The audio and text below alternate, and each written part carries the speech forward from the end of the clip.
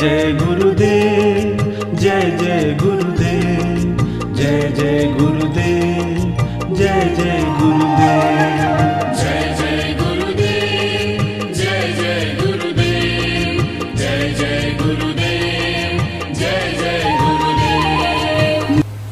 केवल हंसो साथ केवल साधे बोलो जो આજુબાજુ બેઠા છે એમને કહેજો જરા સત્ય સાધે સતયુગ ત્રેતા દ્વાપર કલી યુગ ચતુરેક જય हे बर में हो संत शिरोमणि की सुनो सकल चित दे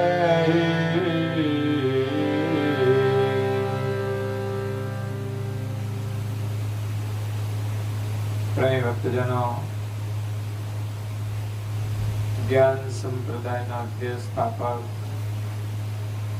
अनंत ब्रह्मांडाधीश विश्व नियंता सकर्ता सर्जनहारना परम विशेष अंश अनंत अंशोना तारणहार परम मोक्षना दाता कैवल धर्म धुरंधर महान समर्थ परम श्रेष्ठ परम विभूतिवान परम दयालु परम कृपा निधि सर्वज्ञ दिव्य परम गुरु श्रीमद करुणा सागर महाराज जगतना जिज्ञासु અને મોક્ષુ અંશોને યથાર્થ જ્ઞાનનો ઉપદેશ આપતા સ્વરચિત સક્રત ચિંતામણી ગ્રંથના ચોથા અંગને વિશે સંત અને આચાર્ય નો ઉપદેશ આપતા કહે છે कि सतयुग त्रेता द्वापर कली के युग चतुर के जेही आ सृष्टिनी रचना थई એને કहीं વર્ષો વીતી ગયા છે જેની ગણતરી વર્ષોમાં પણ ન થઈ શકે કેટલા વર્ષો વીતી ગયા છે પરંતુ એમની ગણતરી કરવી હોય તો એના માટે મોટું માધ્યમ છે યુગ ઘણા છોકરાના નામે યુગ રાખે છે લોકો યુગને જાણતા થયા છે તો યુગ કોને કહેવાય ખબર નહીં આપણે ત્યાં સમયનું માપ અત્યારે તો સેકન્ડ થી શરૂ થાય છે બાકી તો પલ પણ આવતી હતી એમાં સૂક્ષ્મ માપ પણ હતા પરંતુ વર્તમાન જે ગણિત છે એના માપ પ્રમાણે સેકન્ડ મિનિટ કલાક પછી દિવસ પછી વર્ષ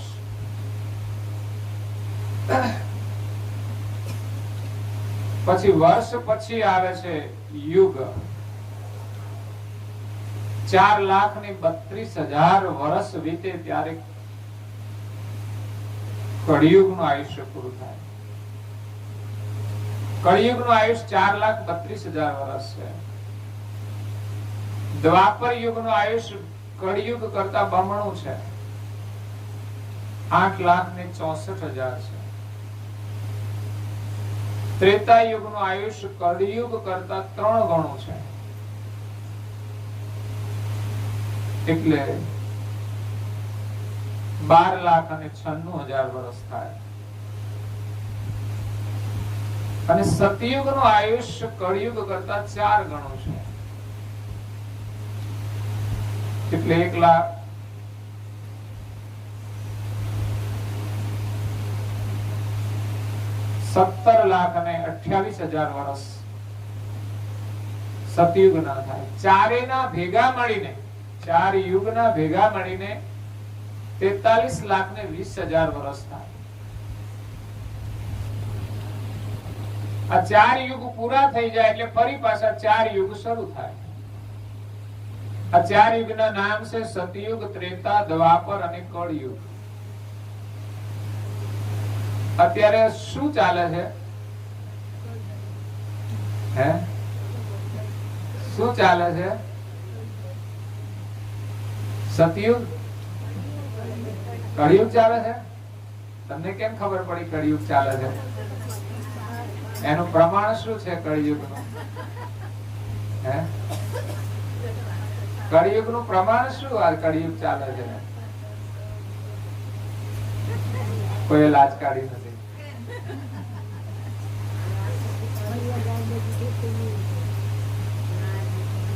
પેલા લોકો લાજ કાઢતા હતા, હવે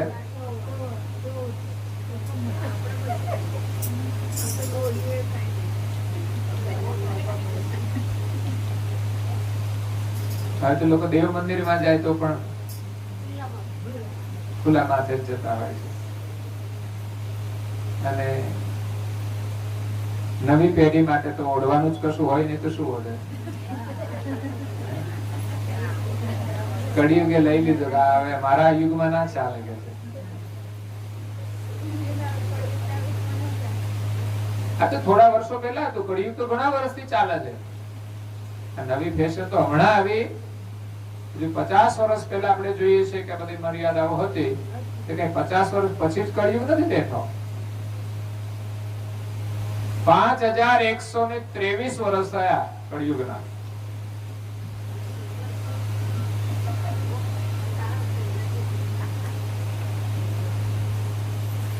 કળિયુગ જૂઠ અને પ્રપંચ છે, ચોરી છે, હેરી છે, આ જે વધુ પ્રમાણમાં થાય છે એ કળિયુગનું પ્રમાણ છે. બાકી તો પરંપરાઓ થોડી સમય પ્રમાણે બદલાયા કરે. પરંતુ જ્યારે મહાભારતનું યુદ્ધ થયું ત્યાર પછી કળિયુગ શરૂ થયો. મહાભારતમાં ઓછો પ્રપંચ થયો છે, પણ એ હતો ત્રેતાયુગ. ત્રેતાયુગમાં મહાભારત થયું તો કળિયુગમાં શું થશે? વિશ્વ યુદ્ધ થશે. પેલું તો ખાલી મહાભારત હતું, ભારતનું યુદ્ધ હતું. આ તો વિશ્વ યુદ્ધો થાય છે. અત્યારે જોઈએ છે ને આપણે સમાચારો દ્વારા એકાબીજા દેશો લડે છે. પેલા બહુ દેશ સાથે લડાઈ ઓછી હતી. દેશમાં વધારે લડાઈ હતી. એકબીજા દેશ લડે છે.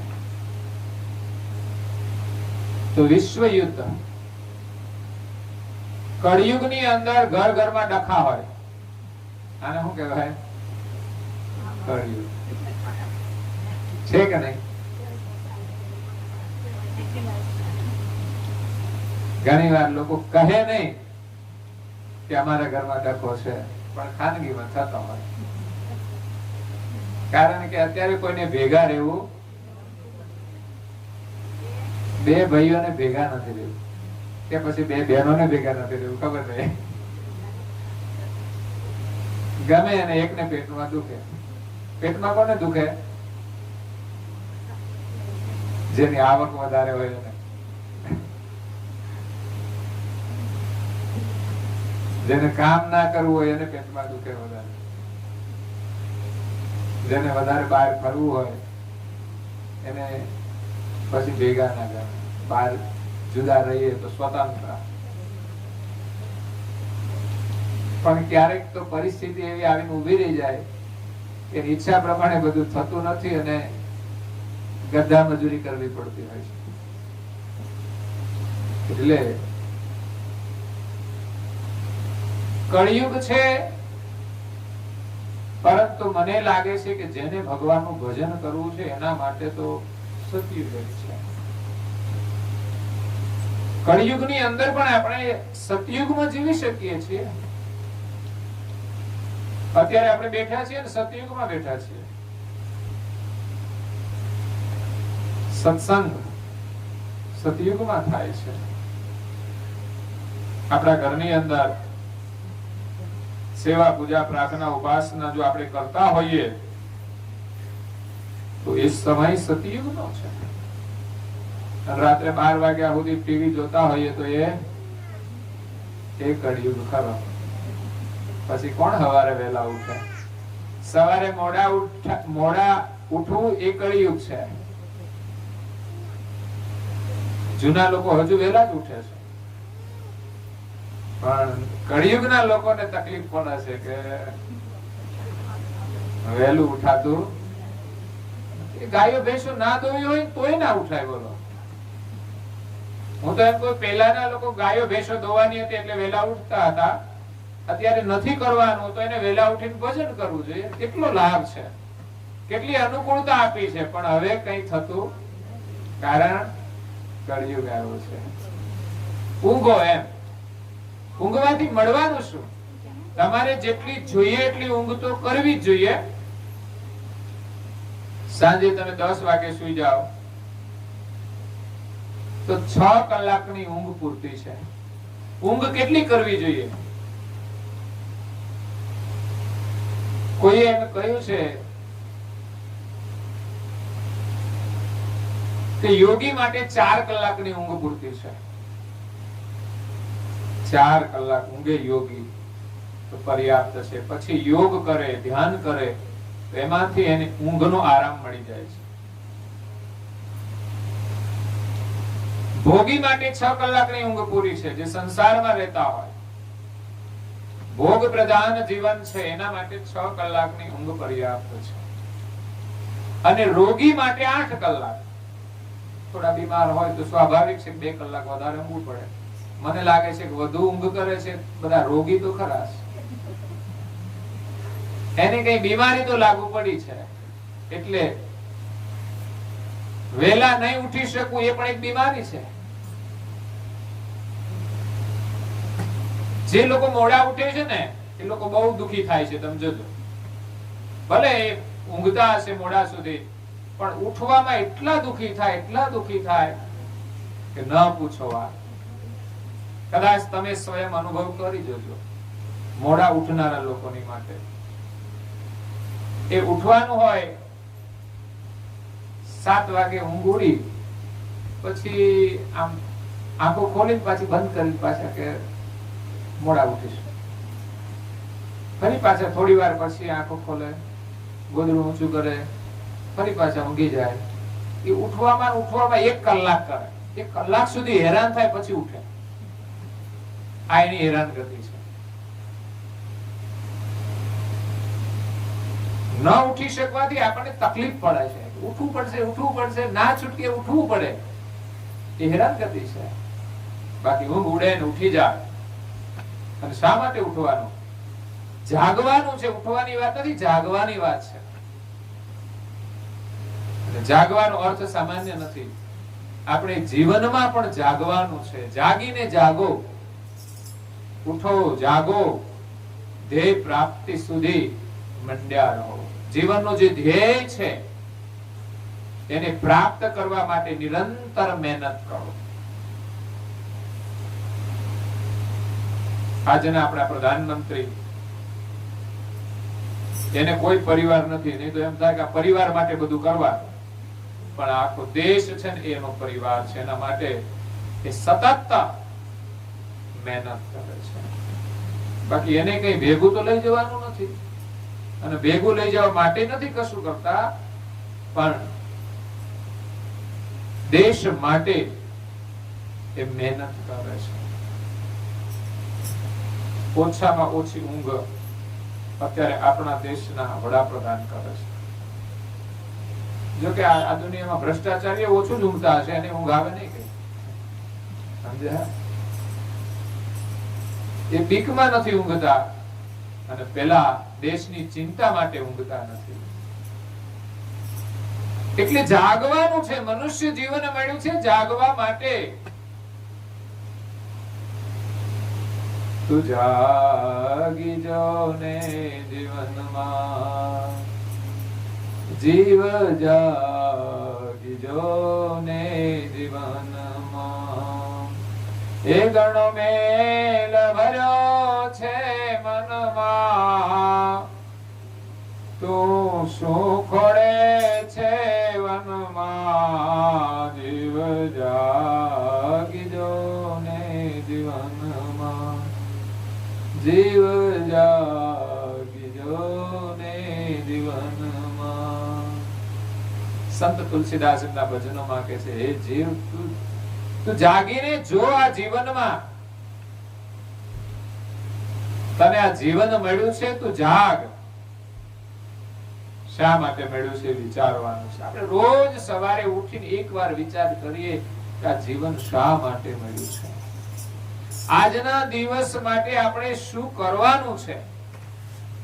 નક્કી જ હોય ને શું કરવાનું છે. જે કામો કરવાના હોય એ કરીએ છીએ, અને નવરા પડીએ તો પડોશીમાં જઈને બેસીએ. શું કરીએ? એક મિનિટનો સમય પણ આપણે વ્યર્થ ગુમાવવાનો નથી. જે પરિવારનું કામ હોય એ ચોક્કસ કરવું જોઈએ, એ પણ નક્કી હોય. પણ એ પૂરું થયા પછી નવરાશ મળે તો શું કરીશું, એ કોઈ ટાઈમ ટેબલ, એ તો પછી જયારે નવરા પડીએ ત્યારે વાત, પછી ખબર પડે કે હું કરીશું. એટલે મનુષ્ય જીવન મળ્યું છે જાગવા માટે.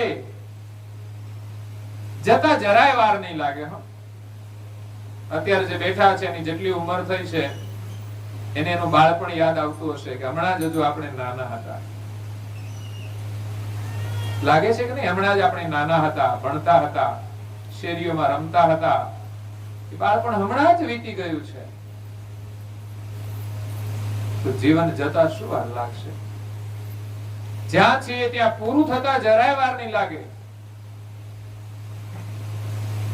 અને એમાં હવે કોરોના અને એવા તો કેટલાય રોગ આવી ગયા છે. કોરોનાનો ભય તો જતો રહ્યો. ત્રીજી લહેર આવે તો ભલે આવે, તૈયાર છે લડવા માટે. ક્યાં પણ આવી ગઈ હોય તો લોકો ઘરમાં પુરાઈ જાય. હા, ટપોટપ મરવા માંડે ને ત્યારે બીક લાગે છે.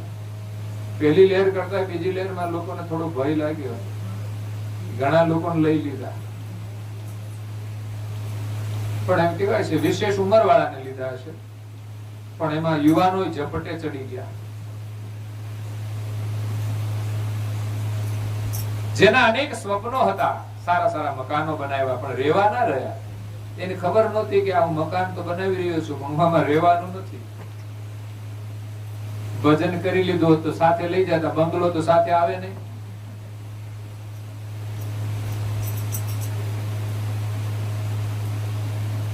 પત્નીને છોડીને ચાલ્યા ગયા. કોઈ સાથે નથી આવતું, સંપત્તિ સાથે નથી આવતું.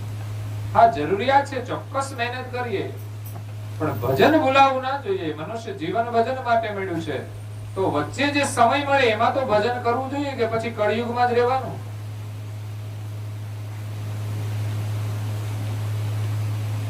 સમય પ્રમાણે જીવીએ, થોડું વાંધો નથી કોઈ, પણ વધારે પડતું આપણે કળિયુગમાં જવાનું નથી. અહીંયા દિવ્ય પરમ ગુરુજી આપણને સંતોના અને આચાર્યોના દર્શન કરાવે છે કે ચારે યુગની અંદર જે મહાપુરુષો થઈ ગયા એ કેવા મહાન હતા, એમણે કેવા કાર્યો કર્યા છે. યુગ પ્રભાવ પ્રમાણે આપણે કળિયુગમાં છીએ તો શું થઈ ગયું? કળિયુગ પ્રમાણે પણ આપણે કરી તો શકીએ ને. સતયુગમાં લોકો યુગ પ્રમાણે કર્યું છે, તો કળિયુગમાં થઈ શકે એવું તો થાય કે નહીં? સામે જ મંદિર છે, જવાય? સામે મંદિર છે. મેં કીધું મંદિર કેટલું કોર્નર નું છે, બોલો. આપણું ઘર કોર્નર નું હોય તો આપણે ખુશ થઈ જઈએ, બોલો. આપણે કોઈને ખુશી છે કે આપણું મંદિર તો ગામના રોડ ઉપર મોકાનું અને કોર્નર નું છે, ત્યાં જઈએ તો કેટલી સરસ હવા આવે. દર્શનથી આપણને ખુશી પ્રાપ્ત થાય છે. એ ભાવથી આપણે જવાનું છે. સમય કાઢવો પડશે. બંગલામાં રહીશું ને તો એટલી ખુશી નહીં મળે. પછી ડાયાબિટીસ ને બધા આવી જાય અંદર.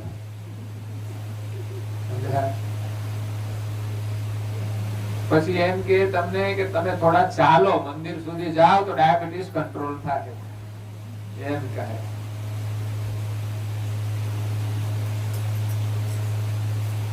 મંદિર આપણા ગામમાં હોય ત્યાં સુધી આપણને જવાનો સમય મળે એ મહત્વનું છે. આપણે ઘરની માયા છોડીને ગામના મંદિર સુધી જઈ શકીએ છીએ કે નહીં એ પણ એક કસોટી છે આપણા પ્રેમની.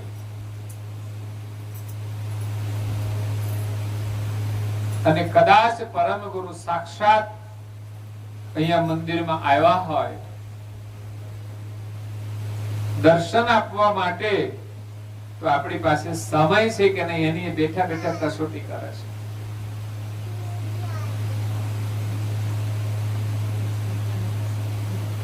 ત્યાં પરમ ગુરુની જે પ્રતિષ્ઠા થયેલી છે એમાં તમે નિયમ પાડો ને તો જીવનભરના નિયમમાં એક જ દિવસ દર્શન નો હોય છે ને. સાક્ષાત્કાર થવાનો એક જ દિવસ હોય છે. તે કયો દિવસ આપણને ખબર છે? આપણા માટે કઈ તારીખ નક્કી કરી છે દર્શન આપવાની? એ જ તારીખે આપણે દર્શન કરવા ન જઈએ તો પછી સરકારના લાભ હોય, તારીખ જતી રહેતો નથી, લાભ જતો રહેતો.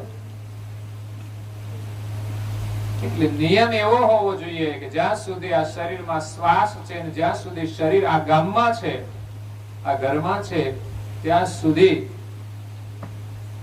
અવશ્ય નિયમ લઈને દર્શન કરવા જવું જોઈએ. જવાય તો 2 વાર જવું જોઈએ, સવારે અને સાંજે. ઉત્તમ છે જો આરતી સમયે જઈ શકાય તો, નહીં તો જ્યાં સુધી મંદિર ખુલ્લું હોય. આ તો નાના મંદિરો છે ભાઈ, લિમિટેડ ટાઈમ હોય. મોટા મંદિરો 24 કલાક ખુલ્લા હોય, એટલે 24 નહીં પણ 12 કલાક તો ખરા. સવારે 5 વાગે ખુલી જાય, વચ્ચે વચ્ચે થોડા બંધ રહે અને સાંજે 7-8 વાગે બંધ થાય.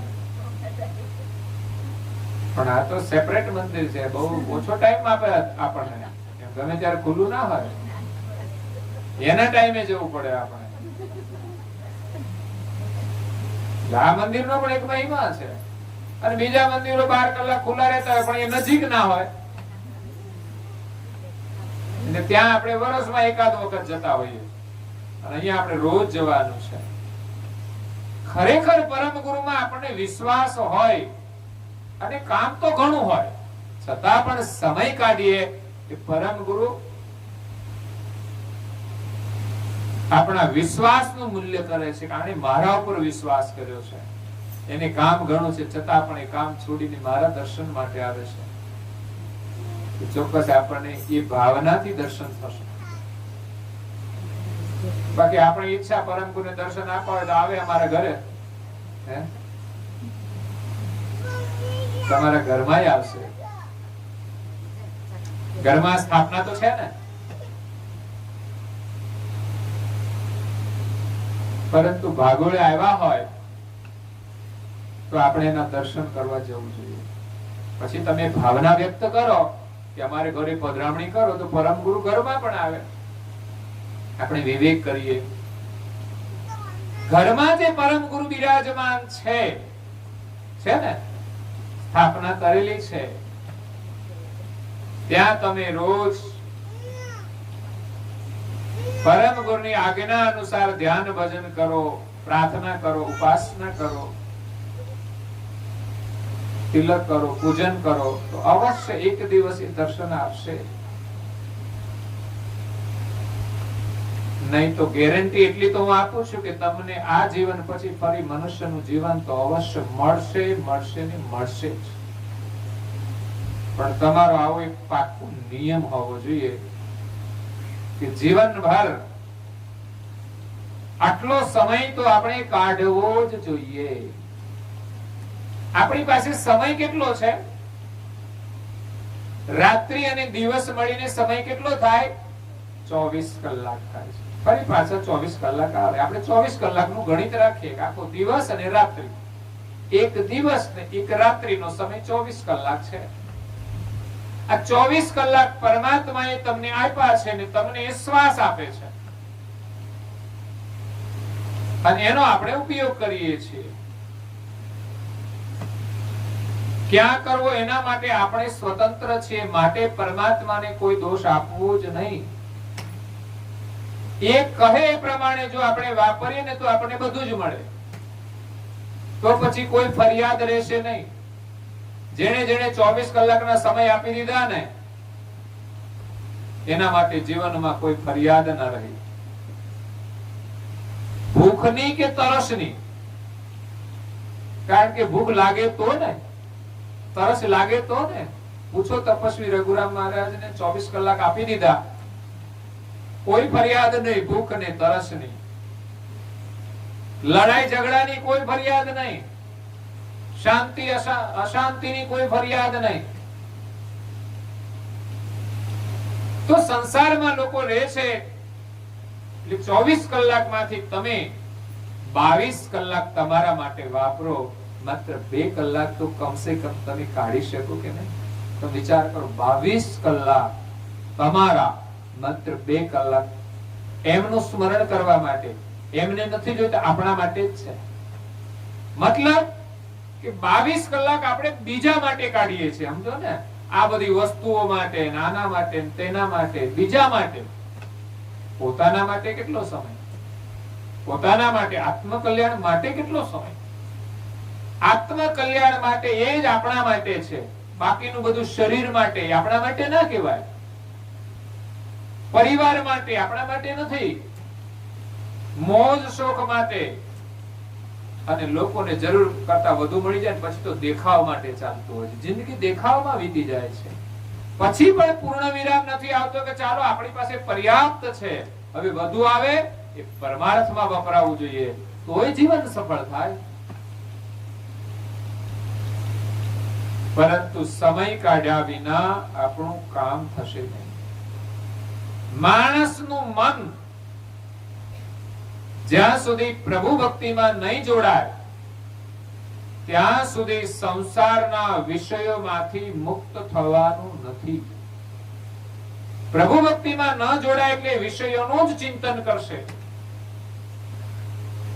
વાસનાઓનું જ ચિંતન કરશે, અને આ જીવને સંસારની વાસનામાં જ ભટકવું પડે છે.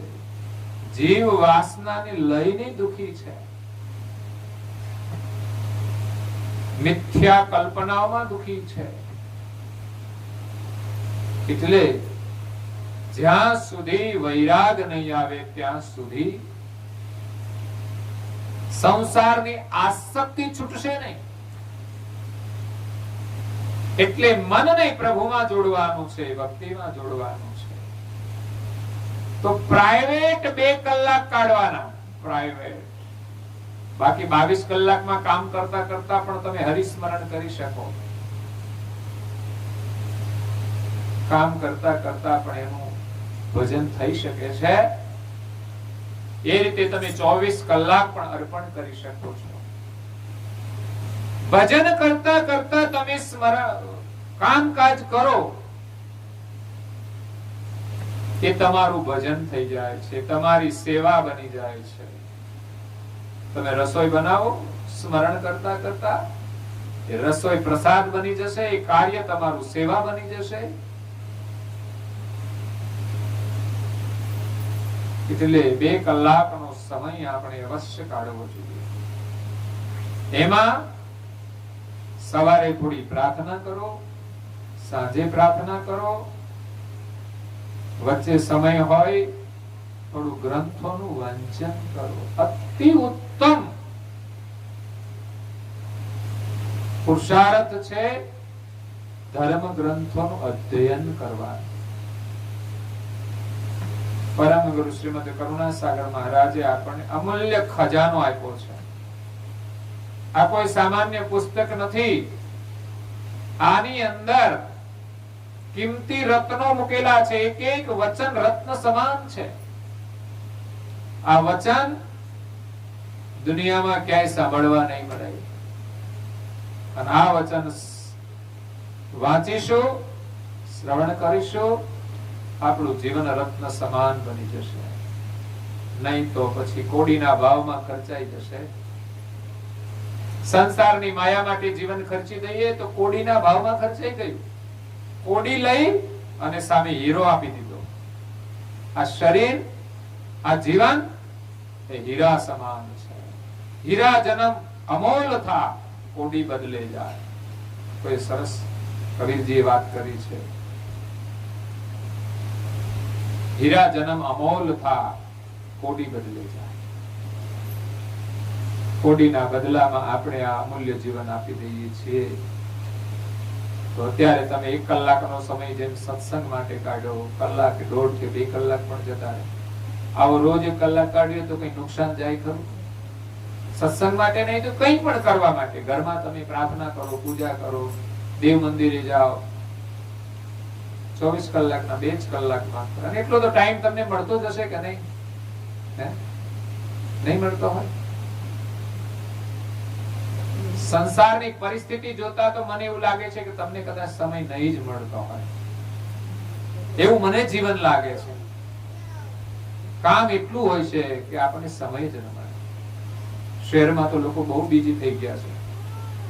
સવારે ઉઠે, છોકરાને સ્કૂલે તૈયાર કરવાના, મૂકવા જવાના, વળી પાછા લેવા જવાના, આ સમય વધી ગયો.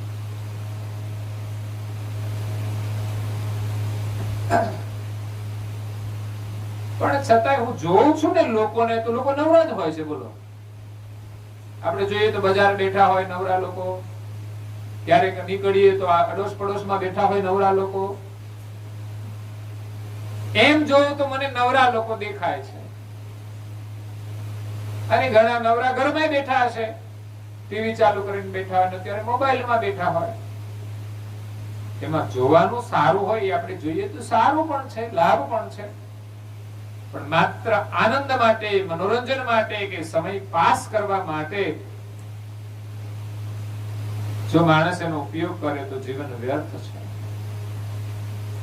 એક તો અમૂલ્ય જીવન મળ્યું, પૈસા કમાવામાં ખર્ચી નાખ્યું, એ પૈસાથી આપણે ટીવી ખરીદ્યા, મોંઘી વસ્તુઓ ખરીદી, અને એ પણ આપણો સમય જ બરબાદ કરે છે. વિચારીએ તો કમાઈને કરીએ છીએ શું?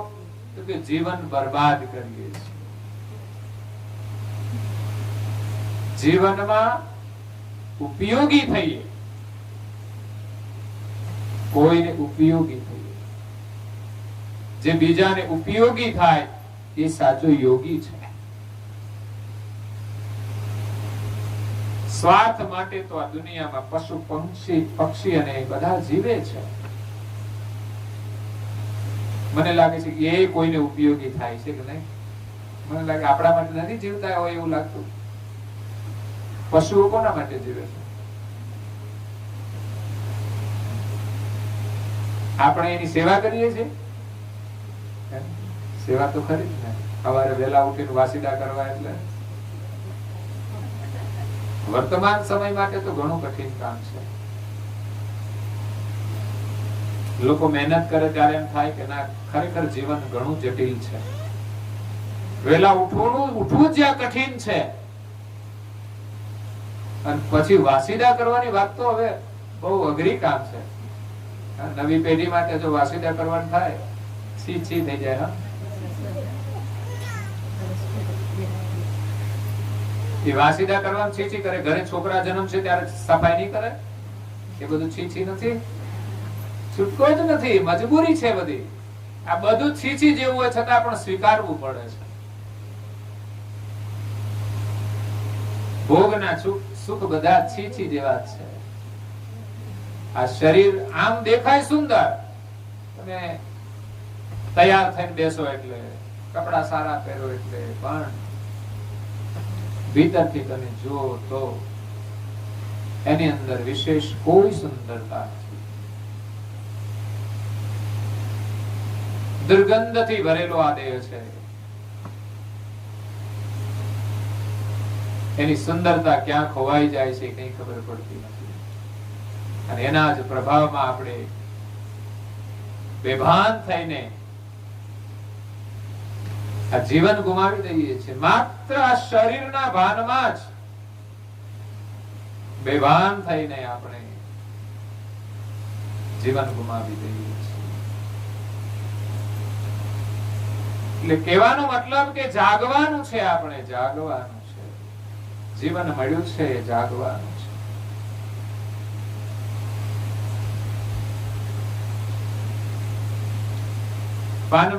પાનબાઈને ઉદ્દેશીને ગંગા સતી કહે છે કે વીજળીના ચમકારે મોતીડા પરો પાનબાઈ, અચાનક અંધારા થાશે. જોતરે જોતામાં દિવસો વીતી જશે પાનબાઈ, 21,600 કાળ ખાશે. 21,600 શ્વાસ એ 24 કલાકના છે. જોતા જોતામાં દિવસ તો વહી જશે અને 21,600 ની મૂડી આપણી ખોવાઈ જશે. આ મૂડી છે, શ્વાસ એ મૂડી છે. કાળના ખાતામાં ચાલ્યા જશે. અને વીજળીના ચમકારા જેવું જીવન છે. સાંજે હરતા ફરતા હોય ને સવારે હુઈ જાય. ઘણા લોકો રાત્રે હુઈ જાય પછી ઉઠે જ નહીં. ભાગશાળી કહેવાય કે નહીં? કોઈ તકલીફ વગર સાંજે હુઈ ગયા હોય આરામથી, સવારે ઉઠાડે તો ઉઠે જ નહીં. કેટલું સુખદ મોત. પણ એને ખબર નથી કે અત્યારે ઊંઘી જાઉં છું, સવારે ઉઠવાનું નથી. કોઈને કહીને નથી જતા કે હવે હું જાઉં છું.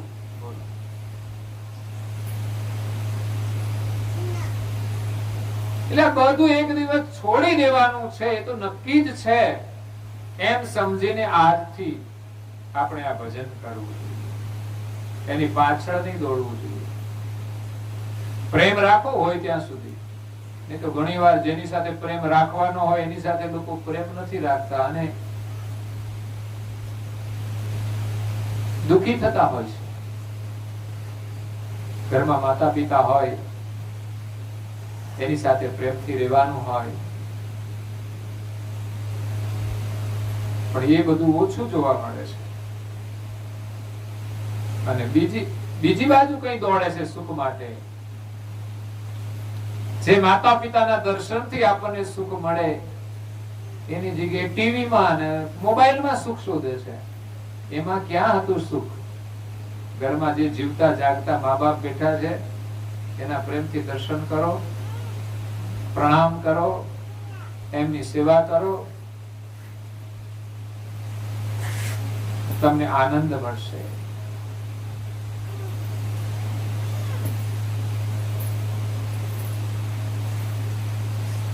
તો અહીંયા દિવ્ય પરમ ગુરુ કહે છે કે સતયુગ, ત્રેતા, દ્વાપર, કલી કે યુગ ચતુર કે જેહી. 4 યુગના જે મહાપુરુષો થઈ ગયા બરને હું સંત શિરોમણી તિનકી સુનો સકલ ચિત દેહી. એ સંતો અને આચાર્યોનું વર્ણન કરે છે. તમે બધા ધ્યાનથી સાંભળો. આ દર્શનીય મહાપુરુષો છે. સતયુગમાં કોણ કોણ મહાન પુરુષો થઈ ગયા, ત્રેતા યુગની અંદર કેવા મહાપુરુષો થયા, દ્વાપર યુગની અંદર કેવા મહાન પુરુષો થયા, અને અત્યારે કળિયુગમાં પણ ઘણા મહાન પુરુષો છે. મહાન તપસ્વી રઘુરામ મહારાજ કેટલા વર્ષ પહેલા થયા? કળિયુગ તો 5000 વર્ષથી ચાલે છે. એમને તો હજુ 150 વર્ષ થયા છે. એટલે અનેક દર્શની મહાપુરુષો છે જેનું વર્ણન દિવ્ય પરમ ગુરુ કરે છે અને કહે છે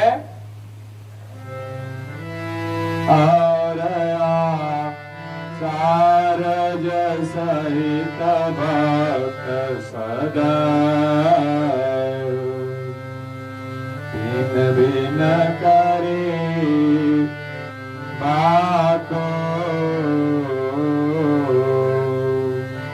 સાત ગન કે લક્ષ સબન કો સમજ પડે ક્યાં બાતો.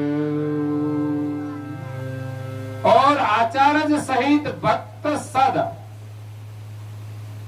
ઘણા સંતો થઈ ગયા, ઘણા ધર્મ ગુરુઓ આચાર્યો થઈ ગયા અને સદભક્તો થઈ ગયા. ભિન્ન ભિન્ન કરી ભાખું, ભિન્ન ભિન્ન રીતે વર્ણન કરીને કહું છું.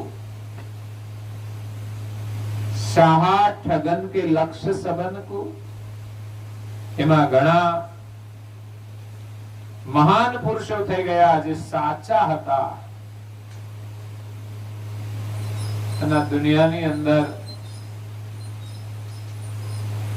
લોકોને છેતરનારાય થયા છે. ધર્મના નામે ધતિંગ કરનારાય ઘણા હોય છે.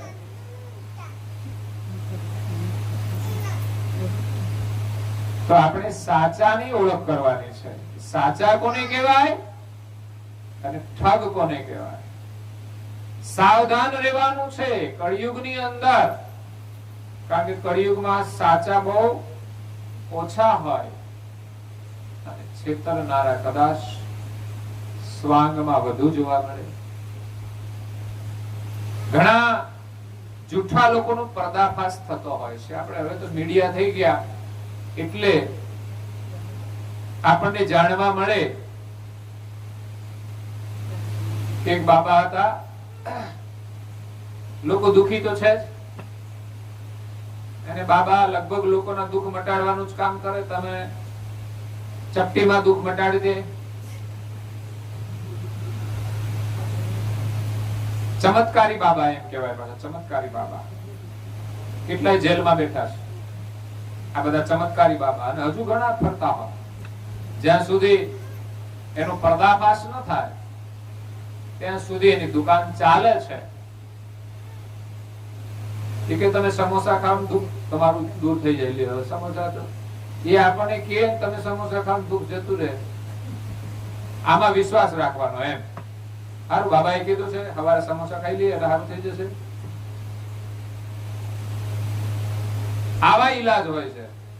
લોકોને ના શંકા જતી હોય તો પણ ચાલે કે ભાઈ સમોસા ખાવાથી કઈ બીમારી કે દુઃખ જતું રહે ખરું? 500 ગ્રામ ગાંઠિયા ખાઈ લેજો, આમ થઈ જશે.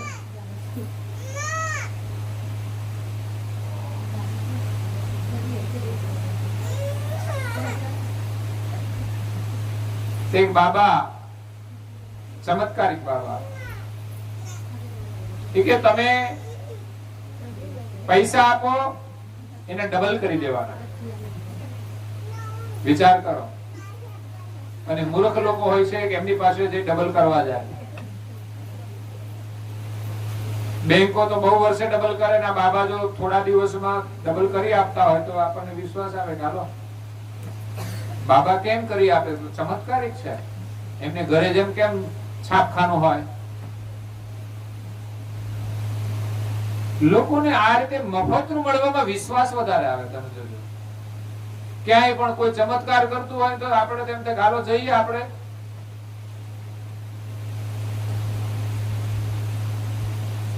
ભીખ માંગતા હોય છે બધા લોકોની પાસે સારું કરાવવા માટે,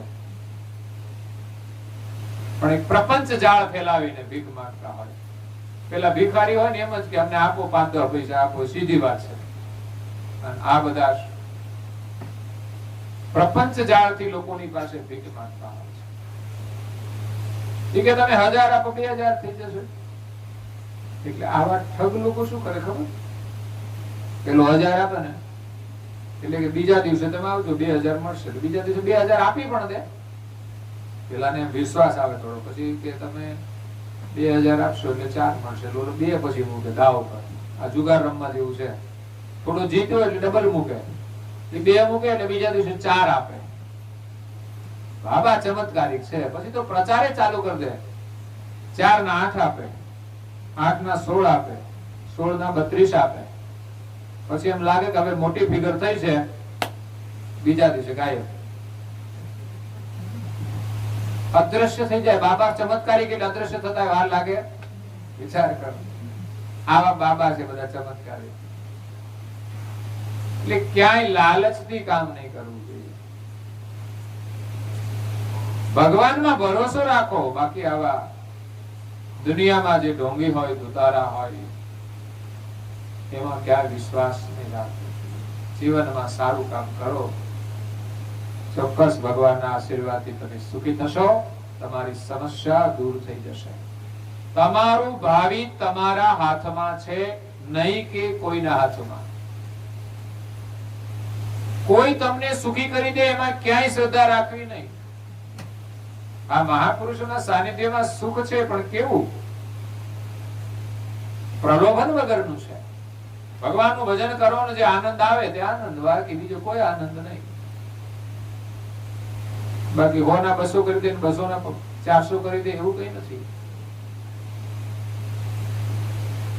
આ કળિયુગ ચાલે છે, એનું નામ કળિયુગ છે.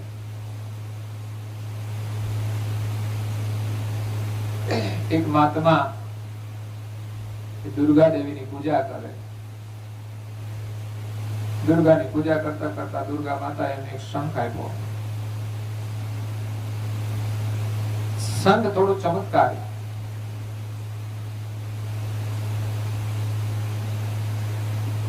તે આપણી મનોકામના સિદ્ધ કરનારો શંખ હતો. એટલે એના આગળ મનોકામના કરે કે મારે 500 રૂપિયાની જરૂર છે તો 500 રૂપિયા આપે.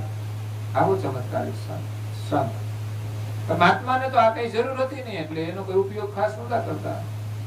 પણ એ શંખ આપ્યો માતાજી અને પછી નીકળ્યા અને એક જગ્યાએ રાત્રે રોકાણ કર્યું બ્રાહ્મણના ઘરે. એટલે એને એમ થયું કે આ બ્રાહ્મણ દેવતા પાસે થોડું પૂજન કરાવીએ. કે બ્રાહ્મણે પૂજા કરી, પછી કે થોડી દક્ષિણા મૂકવી પડશે.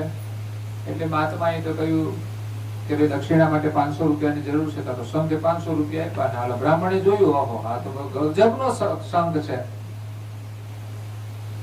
પછી તો પૂજા થઈ ગઈ ને મહાત્મા તો હુઈ ગયા. રાત્રે બ્રાહ્મણને ઊંઘ આવે નહીં.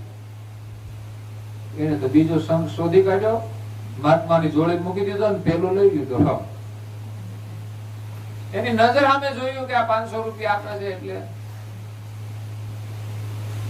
મહાત્મા તો સવારે જોડી લઈને નીકળી ગયા. કે મહાત્મા તો વિરક્ત હતા, એને કોઈ દુઃખ નથી. બાકી આપણા જીવનમાં આવું કઈ સાધન જતું રહે તો દુઃખી થઈ જઈએ.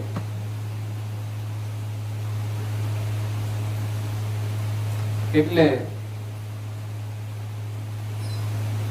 મહાત્માને ખબર પડી અને એને અંદાજ પણ હોય કે લોભી ને લાલચુ લોકો હોય ને એની નજર ત્યાં જ હોય. એટલે એ શંખ ચોરાઈ ગયો અને નકલી મૂકી દીધો. પછી તો એ કઈ કામ કરે ને, પણ ફરતા ફરતા મહાત્મા તો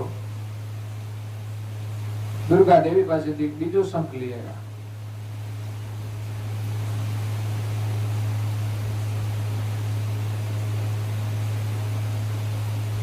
પછી તો ફરી પાછા ફરતા ફરતા એ જ બ્રાહ્મણ ને ઘરે આવ્યા. બીજો શંખ જોઈને એને એમ થયું, મહાત્માએ કહ્યું કે આ શંખ તો બહુ વધુ ચમત્કારિક છે, આપણે જેટલું માંગીએ એના કરતા બમણું જ આપે છે. કે તમે 500 માંગો એટલે 1000 આપે.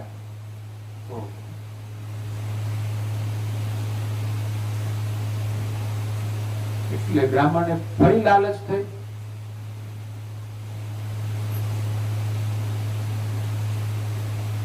આપણે કહીએ કે મને 500 રૂપિયા આપો એટલે શંખ બોલે પાછો, હું તમને 1000 આપીશ. બ્રાહ્મણ તો સાંભળીને ખુશ થઈ ગયો કે આ રાત્રે લઈ લેવો છે. એ પેલો શંખ પાછો મૂકી દીધો, આગળનો હતો ને એ કે આ તો મૂંગો હતો, આ તો બોલે છે સરસ. એટલે પેલો શંખ લઈ લીધો. પછી પેલા બ્રાહ્મણે કહ્યું કે મને 500 રૂપિયા આપો એટલે શંખ બોલે હું તો 1000 આપીશ. બોલે ખરો પણ આપે નહીં. પેલો બ્રાહ્મણ રાહ જોઈને બેસી રહ્યો કે મારે 500 રૂપિયાની જરૂર છે કે હું 1000 આપીશ. આપવાના નહીં. ઘણા લોકો નથી લઈ જાય છે પછી હું તને આપીશ આપીશ આપીશ, પણ આપે તો કેશો કે આપીશ પણ આપતો તો નથી, કે હું લપોડ સંઘ છું. ઘણા લોકો નથી કે આ લપોડ સંઘ છે. પૈસા આપે નહીં ને એ પછી લપોડસમ કહેવાય. કે ખરા હું આપીશ ને આપે નહીં એ લપોડસમ. ત્યાં લપોડસમ હતો કે હું કહું ખરો પણ આપવું નહીં, અને પેલો મૂંગો હતો બોલે નહીં પણ આપે, એટલે છેતરાઈ ગયો લાલચમાં, અને જે બીજાનું લીધું હતું એ જતું રહ્યું. આ કુદરતનો નિયમ છે. આપણું જ આપણને મળશે, કોઈનું આપેલું આપણને મળવાનું નથી. માનો કોઈ આપણે 5,000 આપી દીધા, એનાથી આપણે ખુશ થવાની જરૂર શું? એના 5,000 આપણે કોઈ દિવસ આપવા નહીં પડે? ગમે તે રીતે પ્રેમથી આપ્યા હશે તો પણ આપવા પડશે, અને કોઈના લઈ લીધા હશે તો પણ આપવા પડશે. પણ ફરક એટલો છે કે પ્રેમથી આપેલા હશે એનું પરિણામ બહુ દુઃખદ નહીં હોય, પરંતુ કોઈના લઈ લીધા હશે એને દુખી થઈને આપવા પડશે. એટલે બને ત્યાં સુધી તો કોઈની આશા જ નહીં રાખવી જોઈએ. આપણી મહેનતનું જ આપણે ખાવું જોઈએ, આપણા અધિકારનું જ લેવું જોઈએ, અને આપણાથી બીજાને આપી શકાય તો સારું છે, બાકી લેવાની વૃત્તિ નહીં રાખવી જોઈએ. ઘરમાં લડાઈ ઝઘડા છે શાના? મારા ને તારા ના કે બીજા કઈ? જન્મમાં ત્યારે કઈ લઈને આવ્યા હોય તો કયો કે આ મારું છે. અહીં આવીને આપણે દાવા કરીએ, બાપ દાદાની મિલકત ઉપર લડાઈ કરીએ કે આ બધું મારું. અધિકાર, લગ્ન થઈ ગયા એટલે અધિકાર, અડધું મારું, મારા નામે કરી દીધો.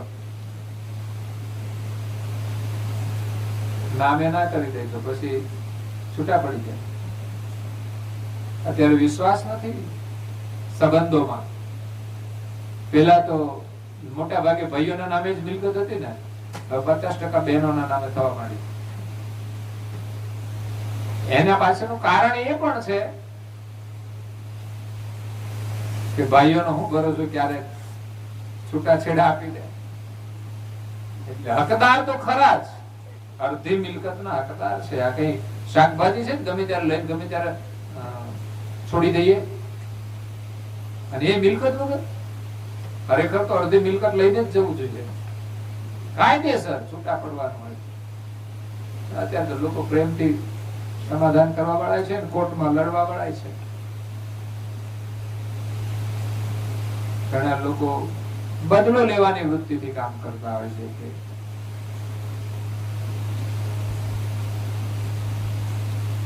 તો 4 યુગની અંદર જે મહાપુરુષો થયા છે એનું દર્શન આપણને પરમ ગુરુ કરાવે છે. લાગે છે સમય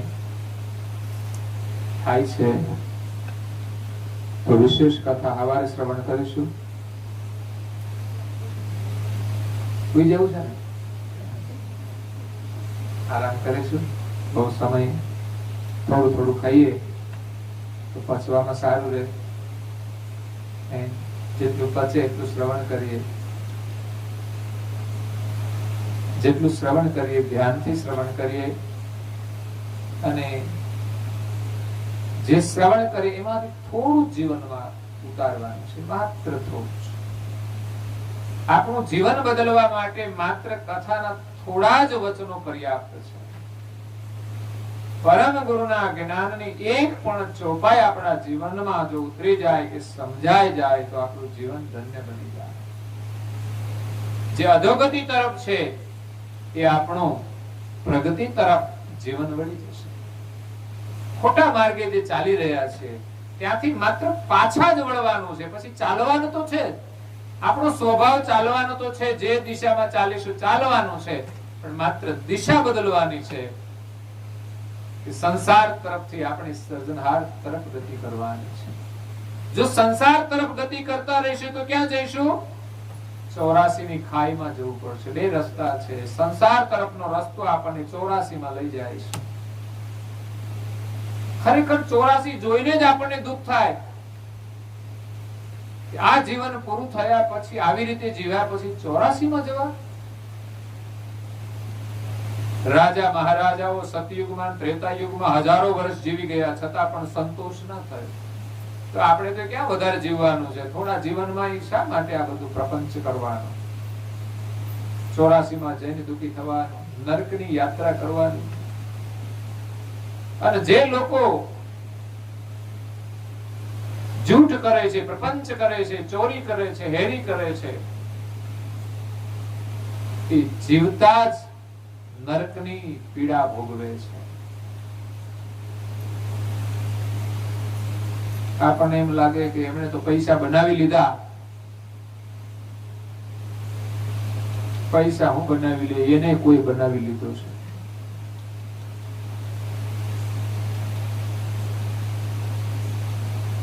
જૂઠ અને પ્રપંચથી કઈ મેળવે એમાં સુખ અને શાંતિ હોતી જ નથી. એ માણસ શાંતિથી ઊંઘી શકતો નથી, શાંતિથી ખાઈ શકતો નથી, શાંતિથી જીવી શકતો નથી. અને માણસ જેટલો ધર્મથી જીવે છે, ન્યાયથી જીવે છે, નીતિથી જીવે છે, એ ગરીબ માણસ હોય છતાં પણ આનંદથી જીવતો હોય છે. ગરીબ માણસ એક ઝૂંપડામાં રહેતો હોય છે, અમીર માણસ 1 કરોડના બંગલામાં રહેતો હોય છે. સુખી કોણ છે? ડાયાબિટીસ વાળા કે પછી પેલા ડાયાબિટીસ વગરના સુખી? બંગલામાં રહે છે ને ડાયાબિટીસ વાળા છે. ડાયાબિટીસ આમ બજારે ફરે જ નહીં, ઝૂંપડામાં જાય જ નહીં કે આ મજા જ ના આવે, મજા જ ના આવે. અહીંયા કોઈ આપણો આદર જ ના કરે, સ્વાગત જ ના કરે. મોત તો કે બંગલામાં જ આવે, ત્યાં જ જાય. બોલો, ડાયાબિટીસ. પછી તો બીજા ઘણા હોય એના પગા બધા, એનો પરિવાર બધો, પણ એને મજા બંગલામાં આવે. બોલો, એસી ચાલતો હોય ને હું મજા આવે હોવાની. ડાયાબિટીસ માટે એસી હોય. બોલો, પેલો ખેતરમાં ફરતો હોય ત્યાં ડાયાબિટીસ કરે હું આવ્યો હોય તો ભાગી જાય.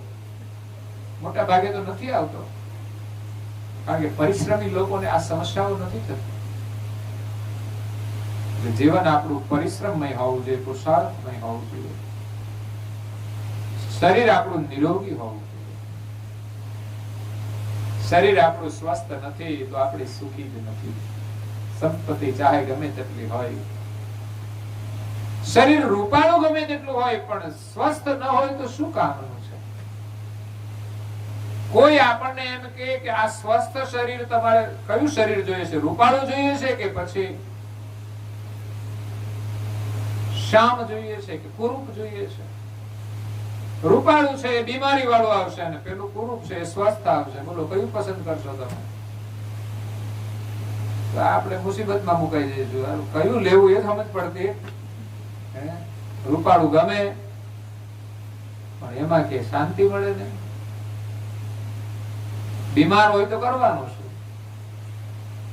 અને પેલું સારું ખરું પણ હવે કોઈ હામું જોવે, બધાને હામું જ જોવરાવું છે. સારા કામ કરો તો હામું જોવે બધા, બાકી શું જોવે? ઘરમાં બે લડતા હોય એકબીજાને હામું જોવે? હારા રૂપાળા મુખ હોય તો લડે તો કોણ હામું જોવે? એકબીજાનું મોં જોવું ગમે ને. ઉંમર થઈ જાય પછી કોઈ આપણે હામું જોવાનું. એ જ આ શરીર છે. નાનું હતું ત્યારે બધા ખોળામાં લઈને રમતા હતા, રમાડતા હતા. એનું એ જ શરીર છે. શરીરને શરીર ભાવથી જુઓ. રૂપ ગમે તેટલું હોય તો પણ શું? પછી યુવાન હોય તો શું, બાળક હોય તો શું, કે વૃદ્ધ હોય તો શું? એની અંદર જે ચૈતન છે એ તો એનો એ જ છે. એ જનો તો થયો રે દેવળ, જનો તો થયો અમારો આસલો નાનો ને દેવળ, જનો તો થયો અમારો આસલો નાનો ને દેવળ, જનો રે. ઉંમર શરીરની હોય છે, ચૈતનની કોઈ ઉંમર નથી. આપણે શા માટે માનવું જોઈએ કે આપણે વૃદ્ધ થઈ ગયા છીએ? આપણે બાળક બનીને ના જીવીએ, આનંદ ના કરીએ બધાની સાથે પ્રેમથી? બાળકને કોઈની સાથે મતભેદ ના હોય. તમે જુઓ, એને કોઈની સાથે દુશ્મની ના હોય. આ બાળક અને આપણે ઘરડા થઈ ગયા, કેટલાની સાથે વેરઝેર કર્યા હોય. આ ઘરડા. ઉંમર તો શરીરની તો હોય, પણ ઘરડા કોણ છે? જેને અનેકની સાથે વેરઝેર કાવા દાવા કર્યા હોય. બધા ઘરડા છે. અને જે મહેનત કરે છે બધા યુવાન છે, પરિશ્રમ કરે છે યુવાન છે, બાકી બેઠા છે તો બધા કાયર છે. શરીર ચાલે ત્યાં સુધી આપણે કંઈક ને કંઈક મહેનત કરવી જ જોઈએ. આપણા માટે જરૂર ના હોય તો કોઈને મદદરૂપ થઈને પણ મહેનત કરવી જોઈએ. કોઈના માટે કરીએ ને આપણા માટે તો હોય છે, આપણે કરીએ આપણને જ મળે એવો તો ભરોસો હોવો જોઈએ. ઘરમાં ને ઘરમાં ઘરના લોકો માટે જ કરવાનું હોય છે. ઘરમાં જે સાસુ ને સસરા હોય કે માતા પિતા હોય એ જ આપણા પ્રગટ દેવ છે.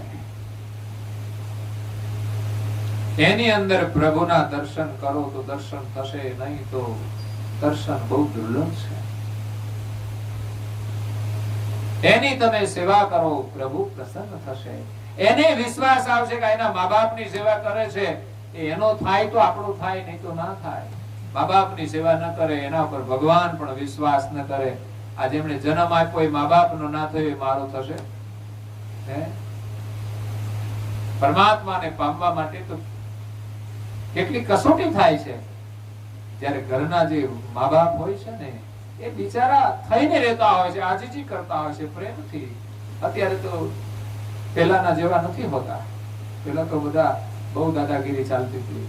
પદનું માન હતું, પદનું અભિમાન હતું કે અમે સાસુનો એક આમ વટ હતો ઘરમાં. એટલે આમ છોકરો મોટો ક્યારે થાય ને એને પરણાવવાના કોડ હોય ને ક્યારે સાસુ બની. પણ અત્યારે કે સાસુ બનવાનું કોઈ બહુ મહત્વ નથી. બધા પ્રેમથી આપણે રહીએ. એક પુત્રવધુ એક સાસુમાં સાથે એક આદર્શ જીવન જીવે એનાથી વિશેષ કોઈ ભક્તિ લાગતી નથી. અને એ બંને પ્રેમથી ઘરમાં રહે તો ભગવાનનું ભજન કરી શકે. બે એકાબીજા સામે ડોળા કાઢે કે ખેંચતાણી કરતા હોય એનો મંદિર આગળ બે માળા ફેરવે તો કોની માળા ફેરવે? સાસુમાં કોની માળા ફેરવે? તો વહુ શું કરે છે?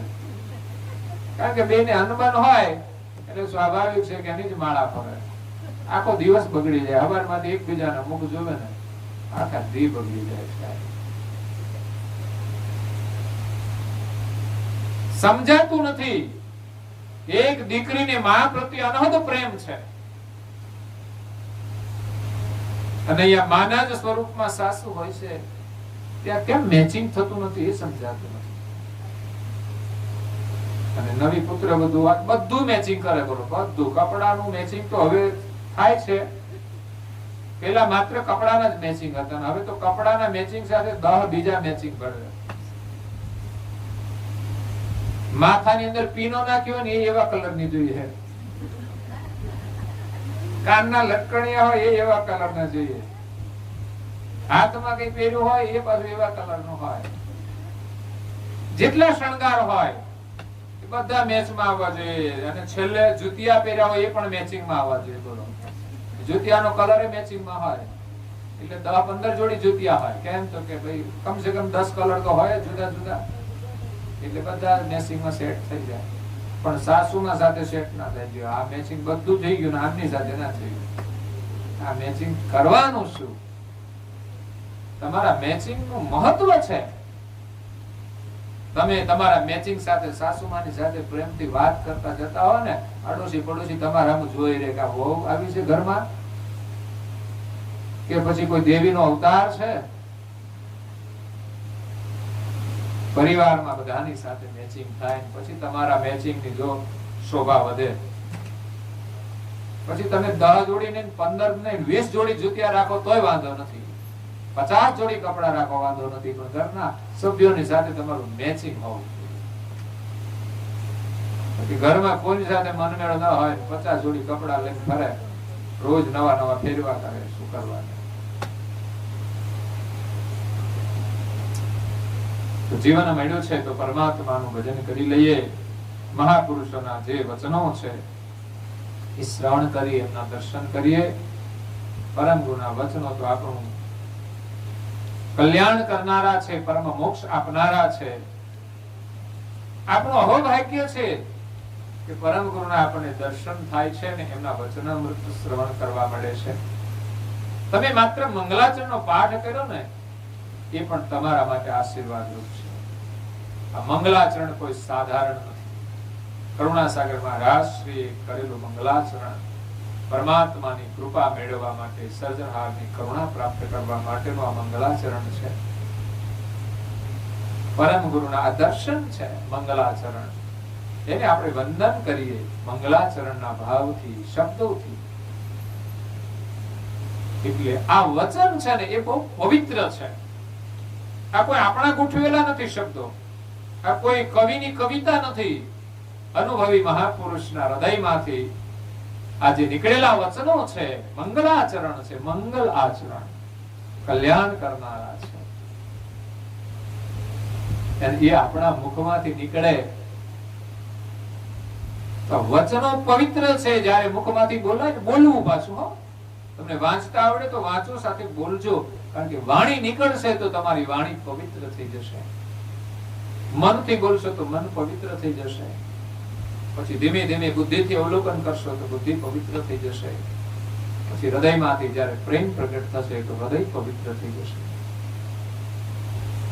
આ છે પ્રાર્થના.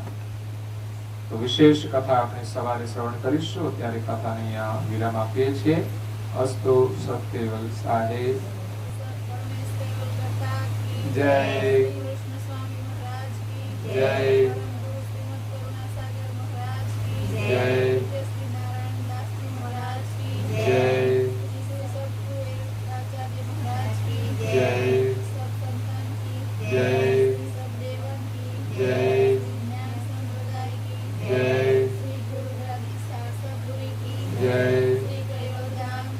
જય કથા સત્સંગ પૂર્ણાવતિકા સત્યવલ સાહેબ. 3 વાર પગે લાગજો. હાથ ખોળામાં ખુલ્લા રાખીને સત્યવલ સાહેબ. કંઈક પરમ ગુરુ આપણને આપશે ખુલ્લા હાથમાં. સત્યવલ સાહેબ બોલો જો. બાજુવાળાને કહેજો 2 હાથ જોડીને સત્યવલ સાહેબ, સત્યવલ